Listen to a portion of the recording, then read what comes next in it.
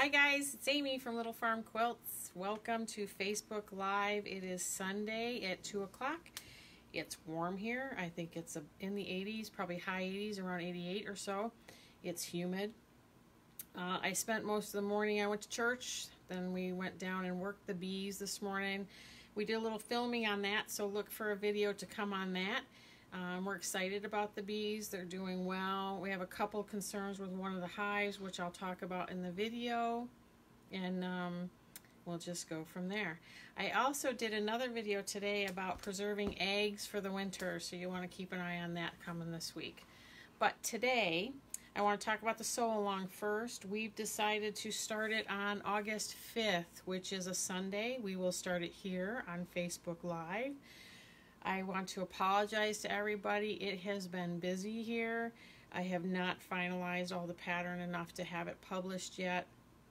Hoping to do that soon. As you know, I work a full-time gig as a nurse, so I do this in my spare time, and on the farm it's busy. We spend a good portion of the morning out there with the chickens, the bees, and the garden, getting everything taken care of for the day. And now we're inside, and we've had to turn the air off inside because we are processing some honey.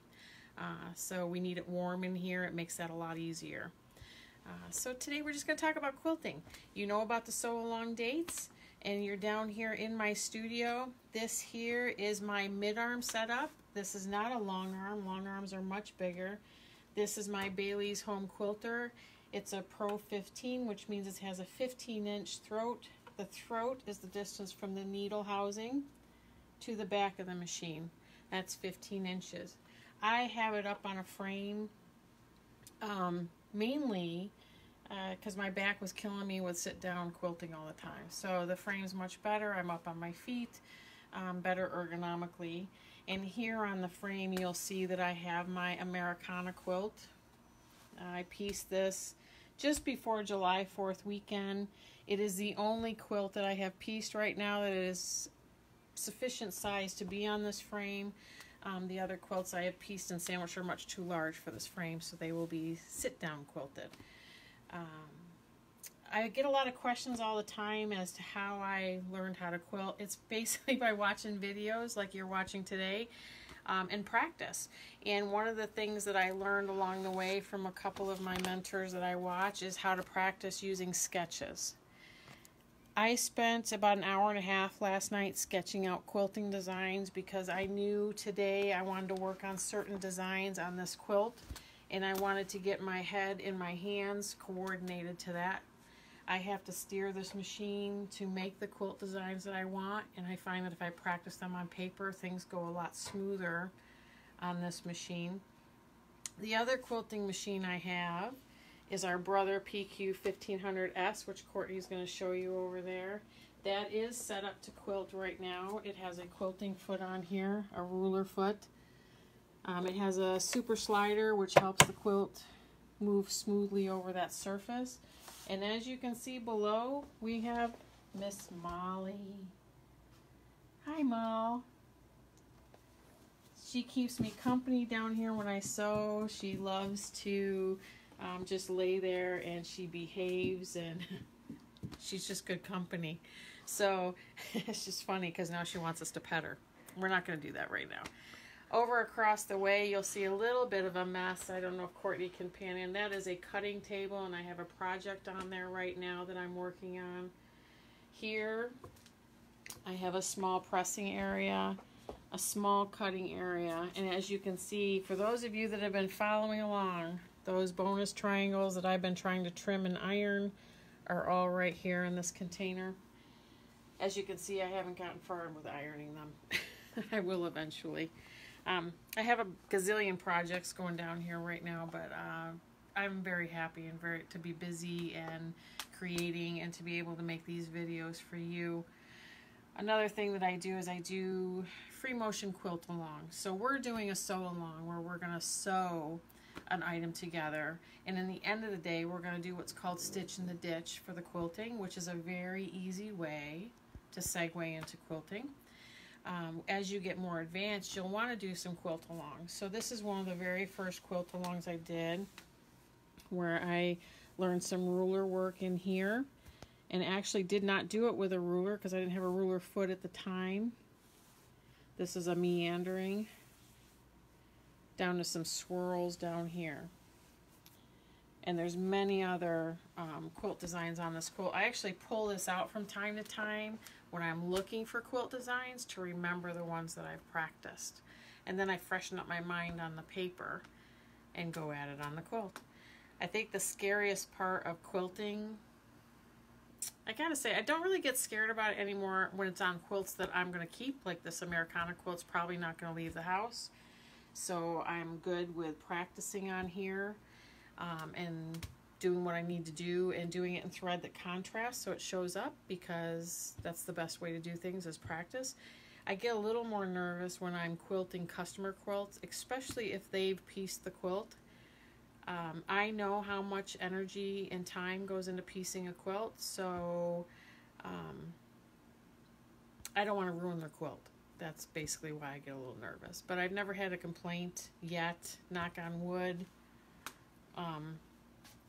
So we'll just keep doing it. But I much prefer to work on mine. It's a little less stressful. I think now that we've discussed all that, I'm going to move this practice quilt out of the way and maybe we'll show you some quilting.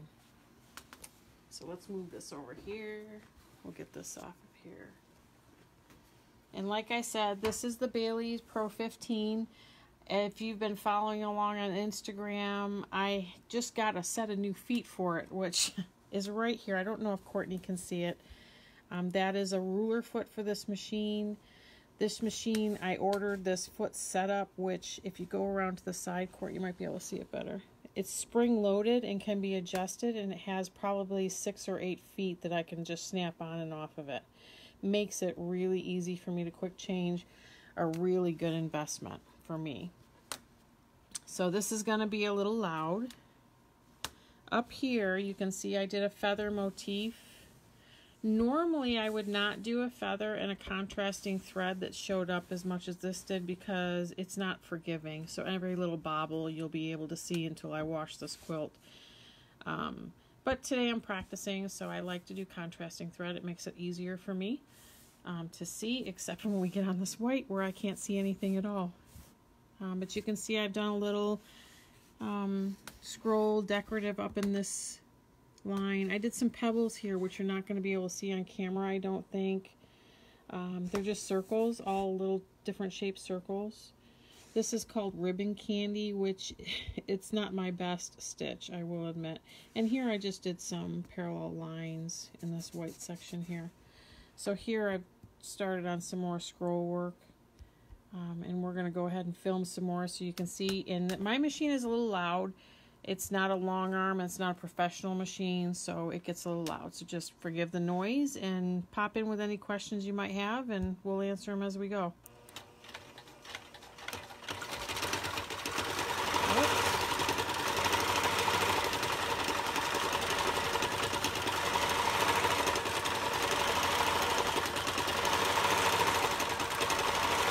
My machine has a stitch regulator on it, so it's sensing how fast I'm going and moving the needle accordingly.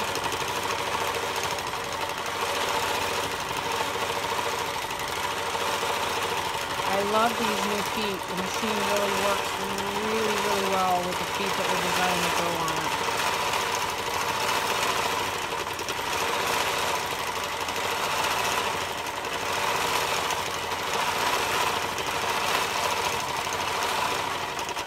I'm going to stop at the corner.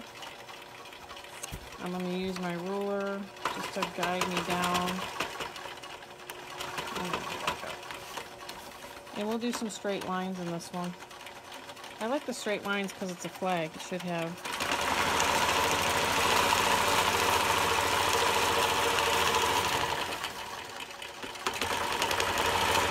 I'm just kind of eyeballing these lines. I've done this enough, I think, that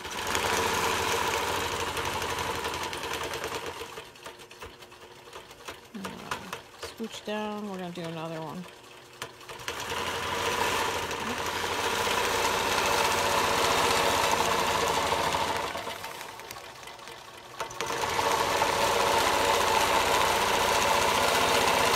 The really nice thing about about this Bailey's is that we've been able to kind of customize it a little to make it work for me the best that it can work. So I'm going to do one more stitch line, and then I'm going to take the machine down this other side so you guys can see something.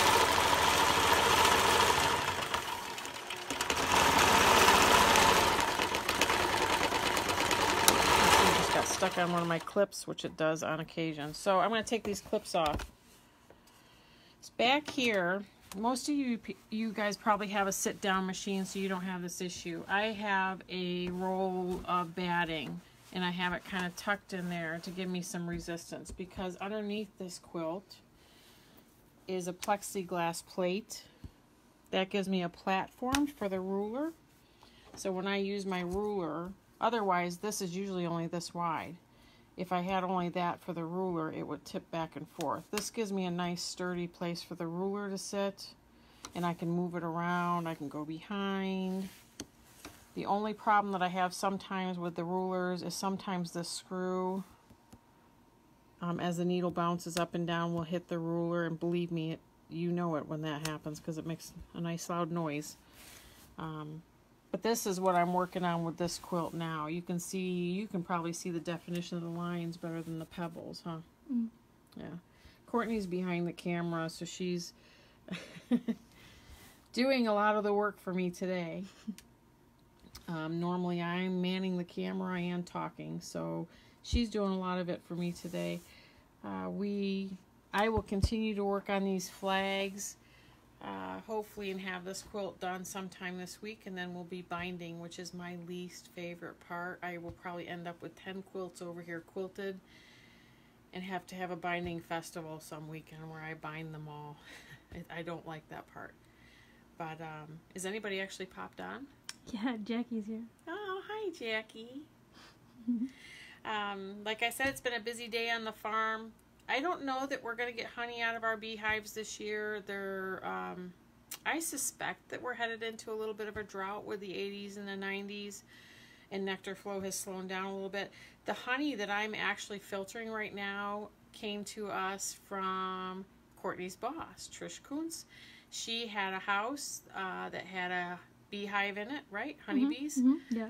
And she had a beekeeper come and remove the bees, and she brought us all the honeycomb to process. So it has literally been sitting in buckets processing for 2.5 weeks. I thought it was a couple months. No, about 2.5 weeks. We've used the heat of the days to get it to process a little faster for us, and so that video will be coming soon.